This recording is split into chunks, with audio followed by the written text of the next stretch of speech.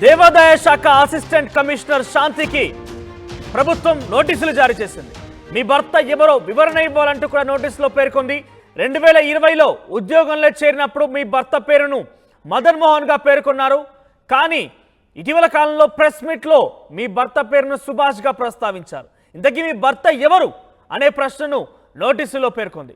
ఇక సర్వీస్ రిజిస్టర్లో భర్తగా మదన్ మోహన్ పేరుంది. 2023 ప్రసూతి సెలవుల కోసం అప్లై టైంలో కూడా మదన్ మోహన్ పేరే చెప్పారు శాంతి.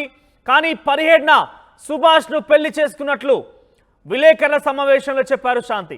ఇక విడాకులు తీసుకోకుండానే రెండో పెళ్లి చేసుకోవడం ఉద్యోగ ప్రవర్తన నియమావళికి విరుద్ధంగా ఉందంటూ కూడా సర్కార్ ఇందులో పేర్కొంది. 15 రోజుల్లో సమాధానం చెప్పాలని శాంతికి నోటీసులు జారీ చేసింది ప్రభుత్వం.